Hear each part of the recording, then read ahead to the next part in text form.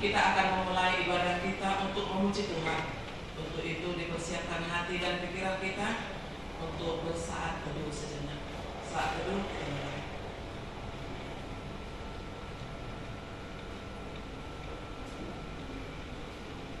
Amin. Di dalam nama Allah Bapa dan Anaknya Tuhan Yesus Kristus dan nama Roh Kudus yang menciptakan langit dan bumi, kasih karunia dan damai sejahtera yang menyertai kita sekalian. Amin. Marilah kita berdoa. Ya Yesus Kristus Tuhan kami, hadapkan roh-Mu, berilah kasih karunia dan limpah kepada kami. Amin. Kita angkat pujian bagi Tuhan. Kita bernyanyi dari Benakai nomor 565 ayat 1 sampai 3. Oh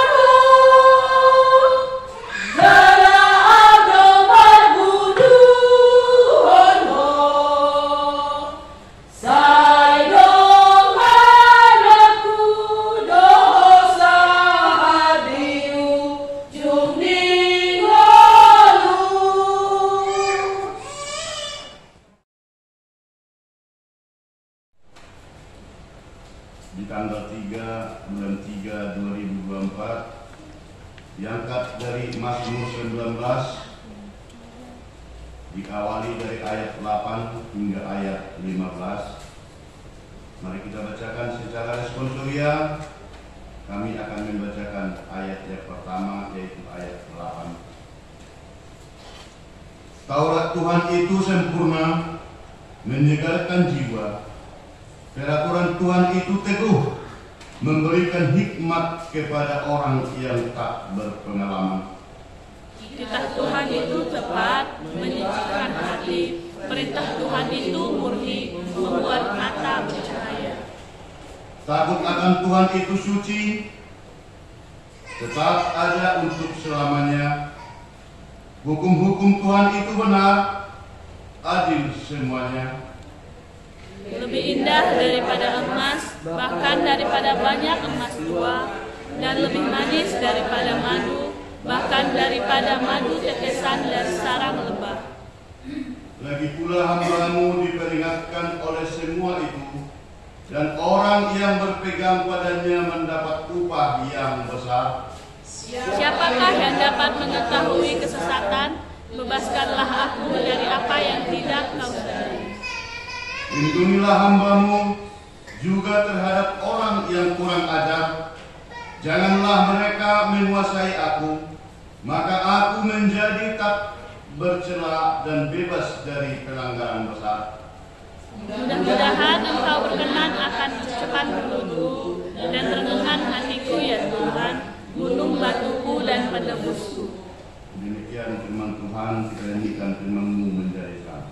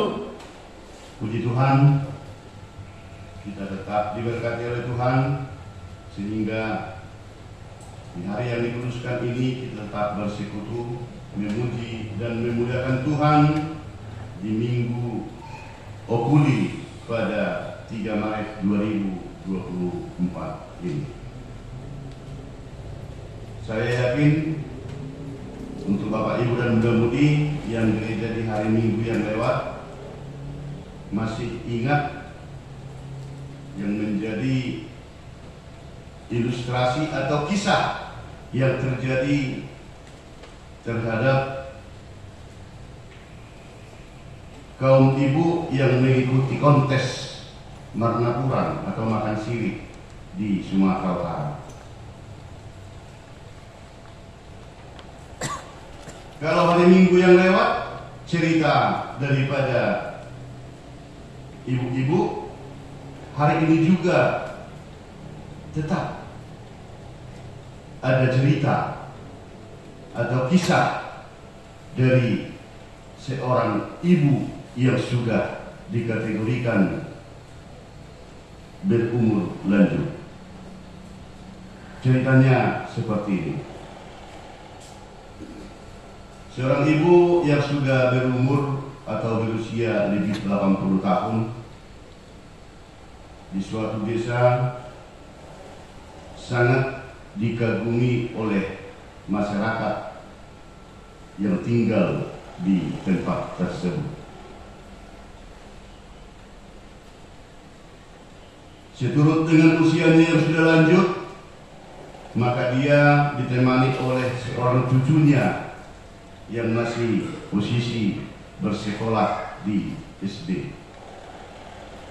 Mengapa ibu yang tua ini, yang sudah berumur di atas 80 tahun ini, disaluti atau dikagumi oleh warga desa tersebut?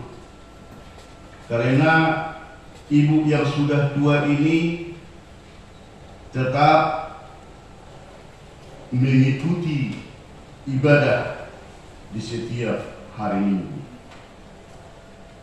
Ibu ini tidak pernah telat ataupun tidak pernah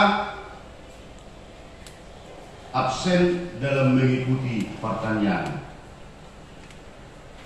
Dan bahkan di rumah ibu ini selalu membaca firman Tuhan melalui Alkitab atau Bible yang ada di rumah. Belum seperti sekarang orang membaca firman Tuhan melalui HP atau melalui internet dan berbagai macam ragam. Tetapi kalau ibu yang satu ini tetap setiap harinya memberikan waktunya untuk membaca firman Tuhan. Apa yang terjadi Bapak Ibu yang dikasihi oleh Tuhan? Cucunya yang menemani ibu ini pas mau pergi beribadah ke gereja, karena mereka bukan seperti kita datang ke gereja beribadah naik sepeda motor atau naik mobil, tetapi mereka di perkampungan adalah jalan kaki. Contoh perjalanan mereka dari gereja kita ini sampai ke simpang penerangan sana. Maka cucunya inilah yang memegang tangannya, karena orang tua ini juga jalannya sudah hampir bungkuk. Di perjalanan Bapak Ibu, apa kata si cucunya ini? Nek, tidak usah lagi lah harus tiap minggu nenek ibadah. Tidak usah lagi lah setiap hari Rabu nenek harus pergi ke gereja. Kenapa rupanya cucu? Begitu kata opung yang sudah tua ini. Karena pendengaran opung pun sudah tidak jelas lagi. Penglihatan opung pun membaca Alkitab sudah kabur. Pandangan opung pun ke depan sudah rada-rada kabur. Jadi usah lagi lah setiap hari Minggu. Jalan pun nenek sudah begitu capek. Maka datang si nenek mengatakan, oh iya ya. Mereka sampai di gereja, tetap mereka melakukan. Dan si nenek ini minta tolong dengan tetangganya ke sampingnya untuk membukakan Alkitab yang mau dibacakan oleh pembawa khotbah. Hari Rabu berikutnya mereka pertanyaan dan tetap dipapah ataupun digiring oleh cucunya itu pergi ke evangelisasi. Di jalan itu juga dibilang, Nek, ngapain sih harus setiap pertanyaan nenek harus ikut? Toh juga nenek tidak bisa lagi melihat jalan dengan jelas. Toh juga lagu yang dinyanyikan di pertanyaan itu nenek tidak bisa baca. Tak usah lagi lah setiap hari Rabu kita pertanyaan. Sekali sebulan kek, begitu kata si cucu. Beberapa hari kemudian tiba lagi acara ibadah gereja.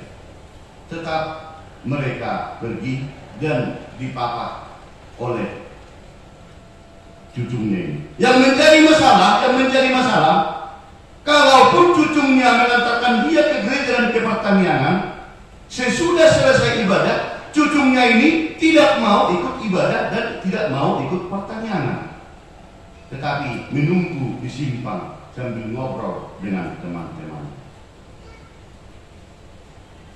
Hari Rabunya kemudian, Nek, nanti pertanyaan.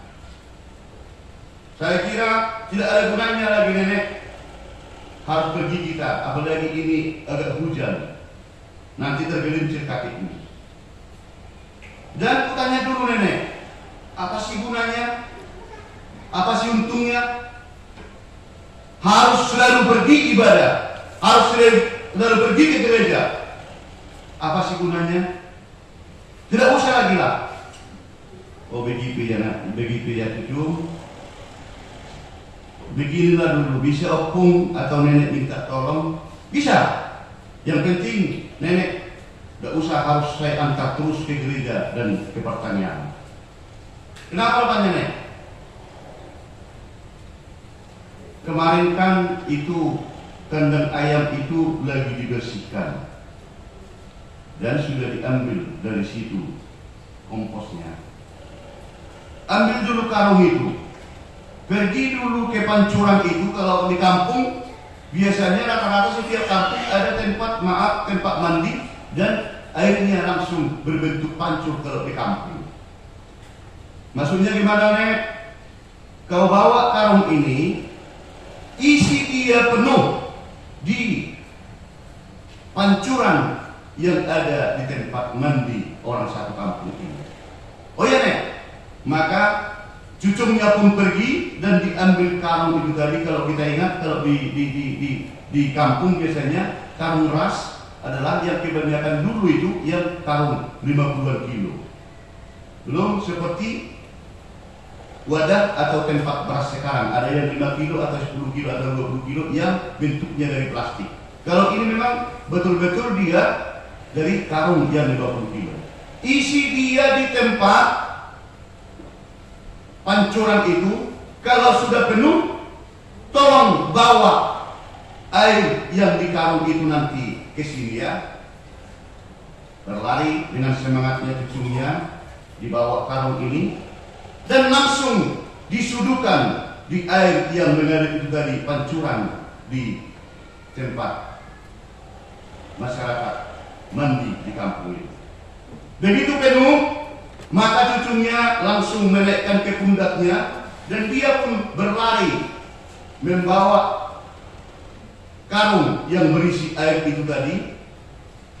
Sesampai di rumahnya, Nek, airnya habis, tidak ada. Tadi saya bawa ini dari pancuran penuh, saya pikul sampai di sini tidak ada lagi.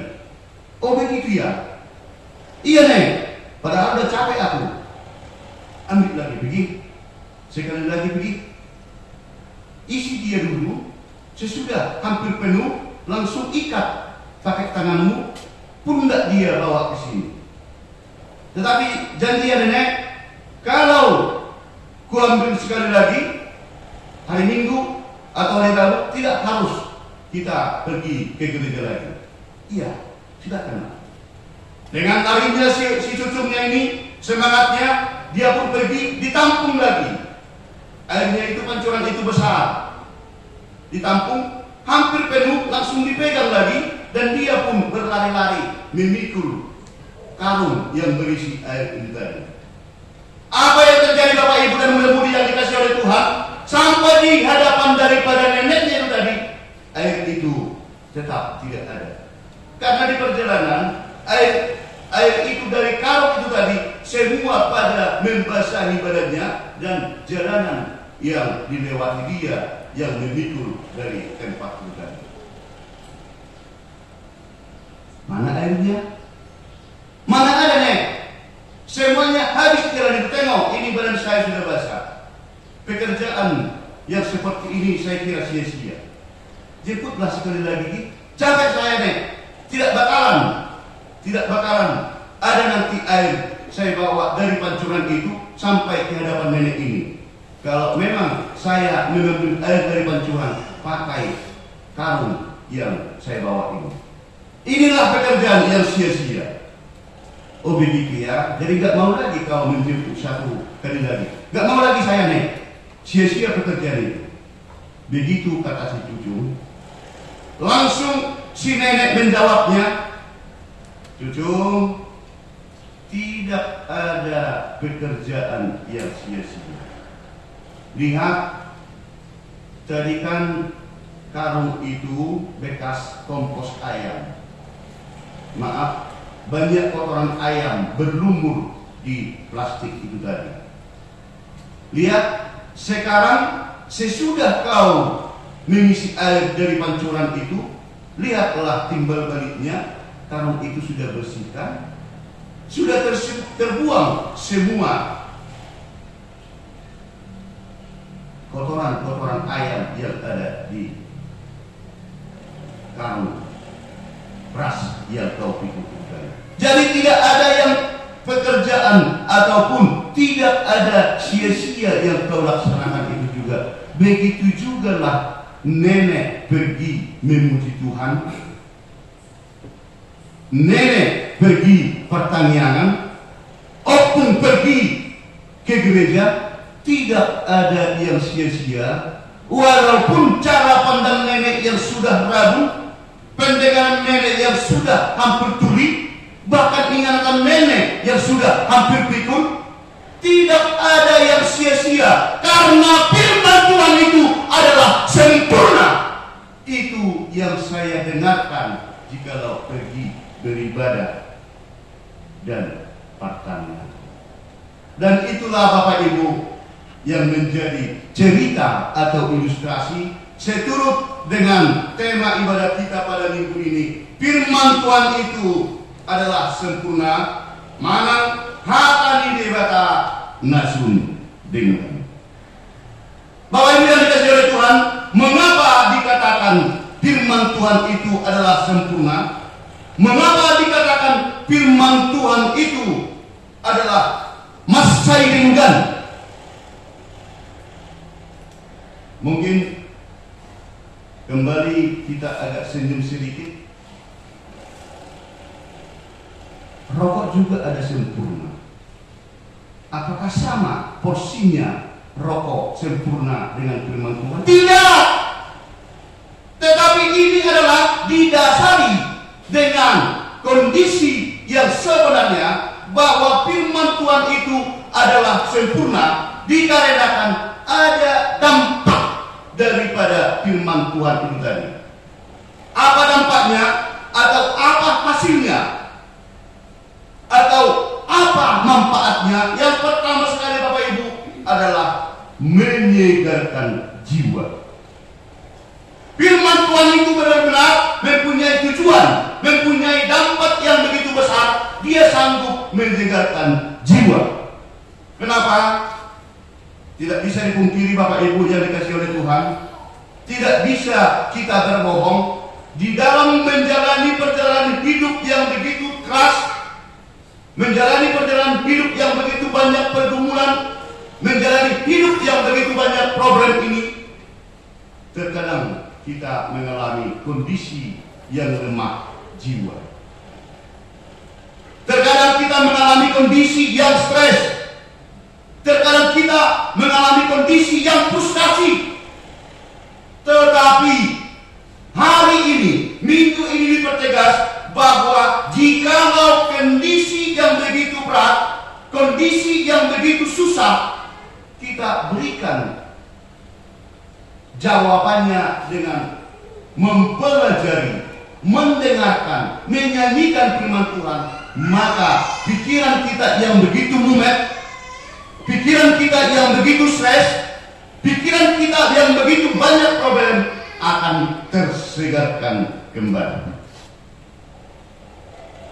Akan tersegarkan kembali. Itu langkah yang pertama. Maka dikatakan adalah firman Tuhan itu adalah sempurna. Yang kedua Bapak Ibu, mengapa dikatakan firman Tuhan itu adalah sempurna?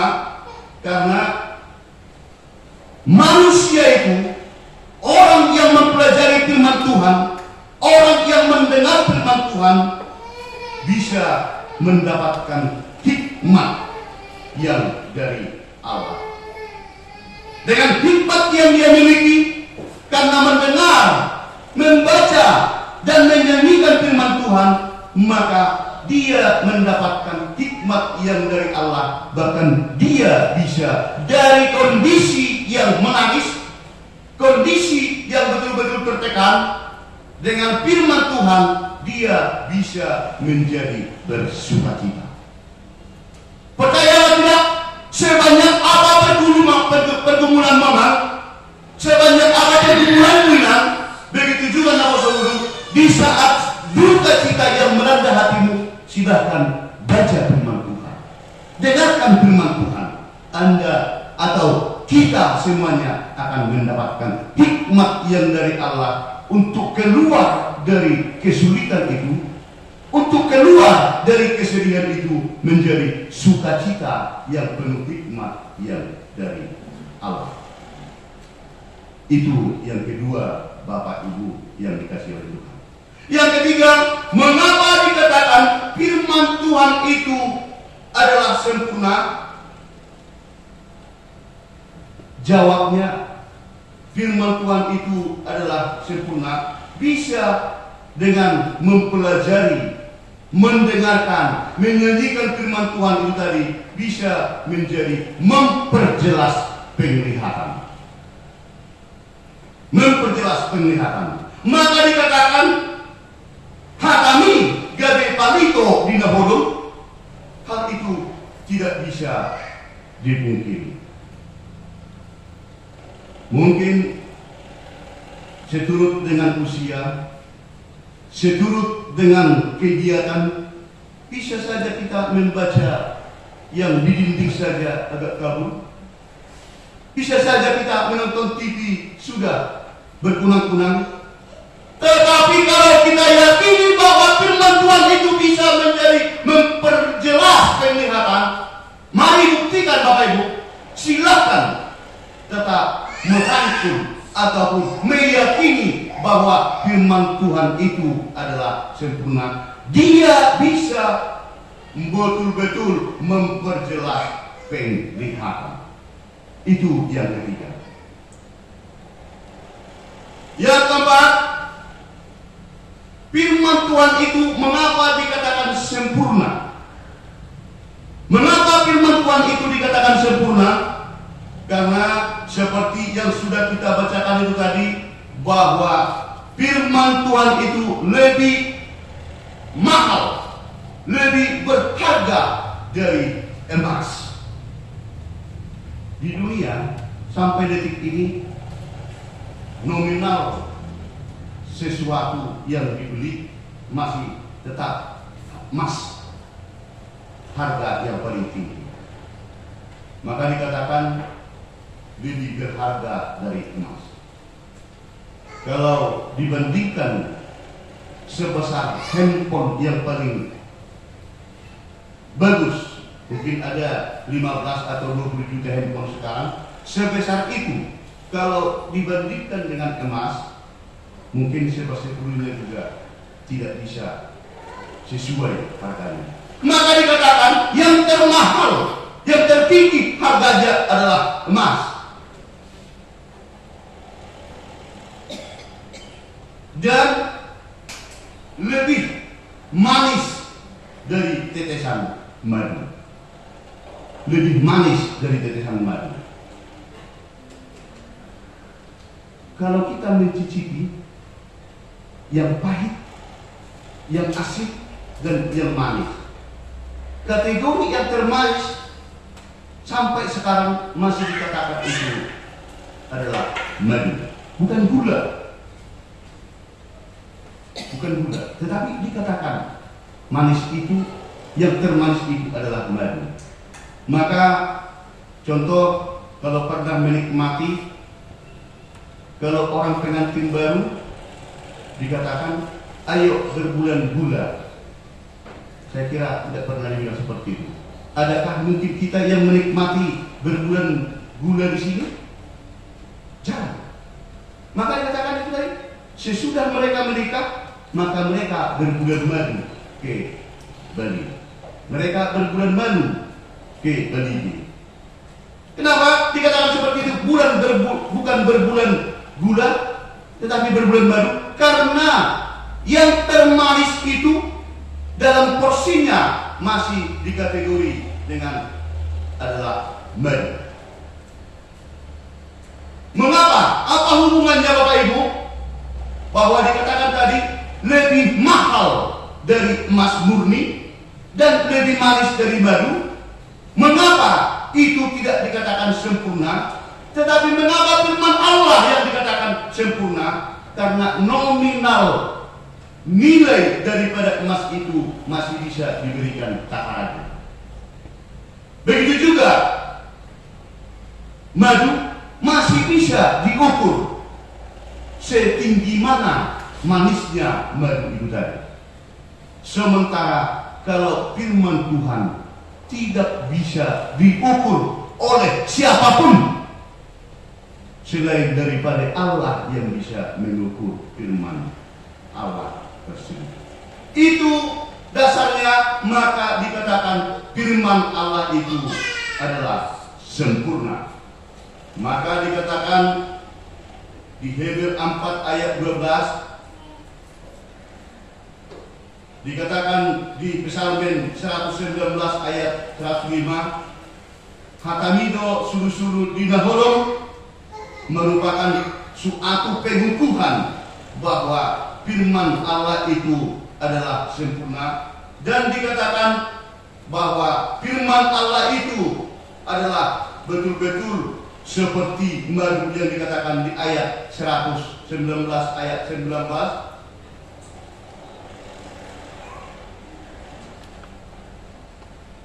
Ayat 11, lebih indah daripada emas, bahkan daripada banyak emas tua, dan lebih manis daripada madu, bahkan daripada madu tetesan dari sarang lebah. Bahwa lebah dan emas masih bisa diberikan takarannya, tetapi firman Allah tak siapapun selain Allah sendiri yang bisa memberikan nominal daripada mahalnya firman Allah itu tadi dan manisnya firman Allah itu tadi.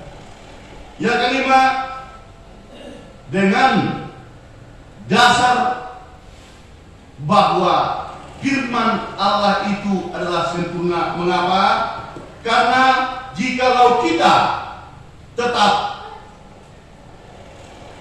mendengar, membaca, menyanyikan, mensuarakan firman Tuhan, maka bisa menjadi suatu pembelajaran yang sangat berharga. Dengan pembelajaran yang begitu berharga, bahwa kita dipersenjatai oleh Allah melalui firman-Nya, bahwa kita bisa memberikan suatu pembelajaran terhadap siapapun yang kita kasihi, terhadap siapapun yang kita inginkan untuk merubah dari kesalahannya yang terjadi. Yang tidak diketahui orang, bersama dengan firman Allah bisa kita berikan pembelajaran. Maka dikatakan firman Allah itu adalah sempurna. Dengan adanya itu tadi firman Allah, apapun yang terjadi, apapun situasi yang berjalan, yakin dan percaya bahwa kita akan mendapatkan upah yang dari Allah jikalau firman Tuhan itu kita terima menjadi suatu kehidupan. Firman Tuhan itu menjadi suatu makanan yang menghidupkan terhadap waktu yang Tuhan berikan kepada kita. Sehingga dikatakan di Lukas 11 ayat 28, mertua mahalak nama begi hatani debata jada nau persa. Dengan adanya kesempurnaan firman Allah itu tadi, jikalau orang mau mendengarkan, jikalau orang mau melaksanakan firman Tuhan yang sudah diketahui, maka dia dikategorikan orang yang mertua. Maka Bapak Ibu, seorang ibu tua itu tadi mengatakan, Jangan katakan ada yang sia-sia. Karena firman Allah itu adalah sempurna. Karena firman Allah itu merupakan suatu hal menjadi penerang dalam hidup saya. Firman Allah itu adalah suatu kekuatan bagi saya. Pertanyaan, oh itu menjadi dasar kesempurnaan. Apakah anak pembawa khotbah sudah melaksanakan semua firman Allah tersebut? Hari ini, kemarin, tahun yang lewat, berapa puluh tahun yang lewat, kita sudah sama-sama mendengarkan Bapak Ibu bahwa firman Tuhan itu adalah tajam seperti pedang berbulu bermata dua. Oke, Bapak Ibu dan murid-murid tidak mendengarkan apa firman Tuhan itu bisa dikatakan sempurna, sementara Anda atau kita mendengarkan, tidak kita dengarkan itu menjadi suatu kekuatan kesempurnaan untuk perjalanan hidup kita. Kami juga yang mensuarakan akan ditegur oleh firman Tuhan jikalau kami tidak mendengarkan. Firman Tuhan itu adalah kehidupan. Firman Tuhan itu adalah makan. Maka pernah saya geleng-geleng kepala, lalu saya bilang, ayo makan nama, ayo makan dengan, sudah baru makan. Siang lagi, ayo makan nama, ayo makan dengan, sudah pas baru makan. Sore juga, ayo makan, sudah pas baru makan. Ternyata apa yang terjadi Bapak Ibu yang dikasihi oleh Tuhan? Bukan hanya makanan secara fisik yang menjadi makanan manusia, tetapi firman Tuhan juga ternyata menjadi makanan. Adakah orang yang sampai 2 hari atau 3 hari 3 malam tidak makan tidak minum? Saya belum pernah melihat. Tetapi menurut firman Tuhan hari ini, jadikanlah firman Tuhan itu menjadi makanan kepada kehidupan kita. Bukan hanya nasi dan ikan yang menjadi makanan kehidupan kita. Kalau kita mau hidup, makanlah firman Tuhan agar kita berkelanjutan untuk hidup. Karena firman Tuhan itu adalah sempurna.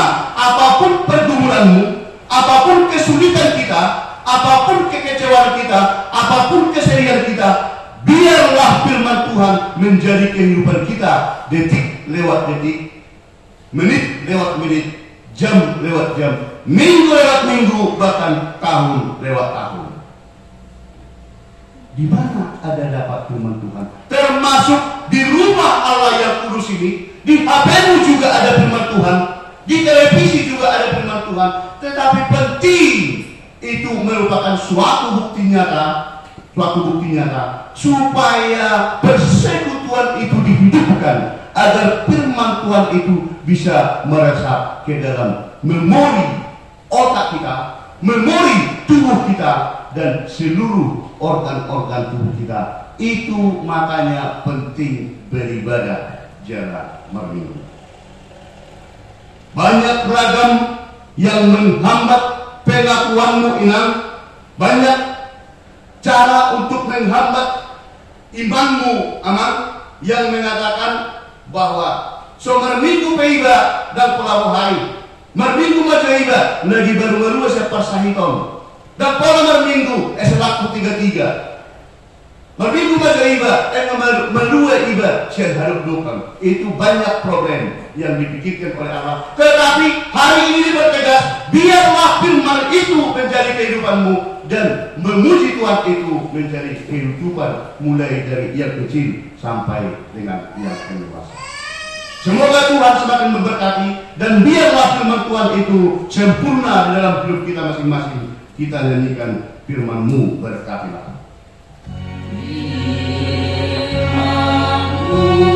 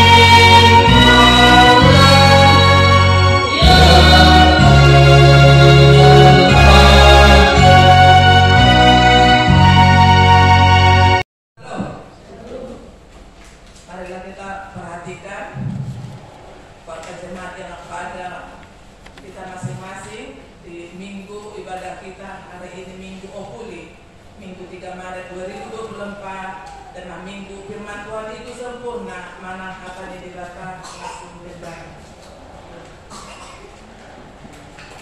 Selanjutnya, jadwal ibadah kategori dan latihan kor, vokal di gereja dan evangelisasi menampak panjangan sudah tertera di situ. Statistik kehadiran jemaat pada minggu lalu dan anak sekolah minggu sudah juga tercantum di situ. Titik mana pengumuman ibadah minggu dengan mengucap syukur kepada Tuhan dihimbau kepada semua agar semakin rajin beribadah di gereja serta mengikuti ibadah kategorial. Ibadah kita masuk pukul 10.30 dilayani oleh pimpinan dan unsur pimpinan Majelis Jemaat HKI Penerangan. Sarana dan prasarana pelayanan. Pimpinan Majelis Jemaat HKI Penerangan menyampaikan terima kasih banyak kepada seluruh jemaat dan simpatisan yang tetap setia beribadah di rumah dan di gereja, yang dapat berbagi kasih, menyampaikan persembahan bulanan dan ucapan syukur kepada Tuhan melalui HKI Penerangan. Doa kita, Tuhan semakin memberkati kita dan menambahkan rezeki keluarga.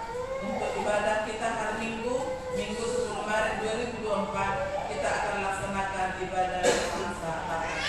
Di renungan harian untuk panduan kita membaca renungan harian 1 mingguan dari tanggal 4 Maret hingga 9 Maret sudah tertera sesuai dengan yang ditentukan di situ. Laporan keuangan mingguan tertulis di Imamat 19 ayat 5. Apabila kamu mempersembahkan korban keselamatan kepada Tuhan, kamu harus mempersembahkannya sedemikian hingga Tuhan berkenan akan kamu. Ucapan syukur sudah tercantum di situ dari keluarga Amir Kaswet Boris Kemurang, pemasukan dan pengeluaran dan saldo kas kita hingga tanggal 1 Maret 2024 15.522.300 rupiah.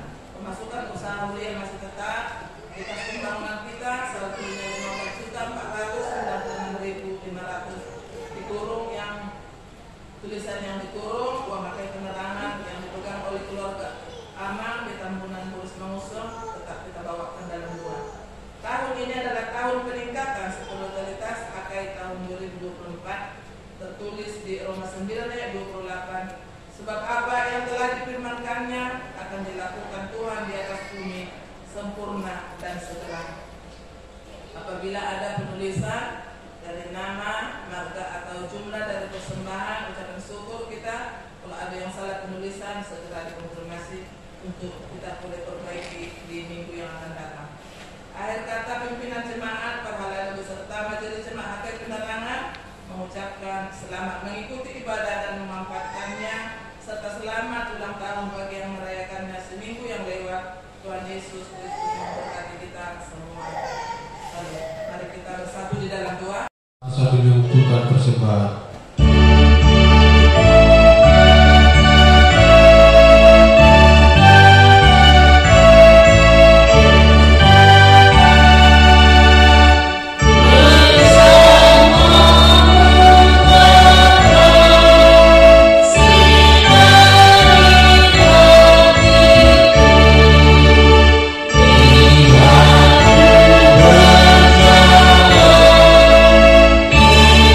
Kita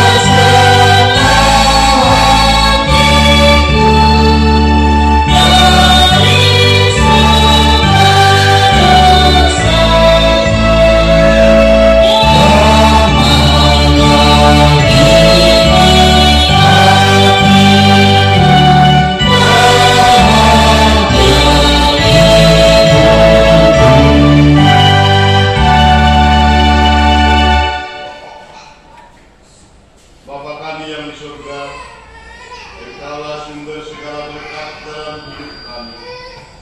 Terima kasih atas segala berkat dan karunia yang Tuhan berikan kepada kami.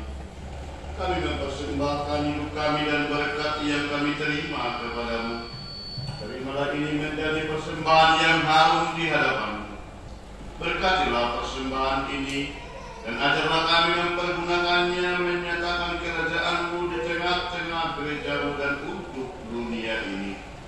Bukalah hati dan pikiran kami agar senantiasa bersukacita untuk memberikan persembahan kudus demi kemuliaan nama-Mu. Amin. Mari kita sama-sama berdoa dua Bapa kami. Bapa kami yang di surga, dikuduskanlah nama-Mu, datanglah kerajaan-Mu, jadilah kehendak-Mu di atas bumi seperti di surga. Berilah kami pada hari ini makanan kami yang secukupnya, dan ampunilah akan kesalahan kami seperti kami mengampuni orang yang bersalah kepada kami. Dan jangan membawa kami ke dalam percobaan, tetapi lepaskanlah kami dari yang jahat. Karena Engkau yang mempunyai kerajaan dan kuasa dan kemuliaan sampai selama-lamanya. Amin. Agar kita pulang dengan damai sejahtera dan membawa berkat dari Allah, mari kita sama-sama menyambut berkat dari Tuhan. Tuhan memberkati kita dan melindungi kita.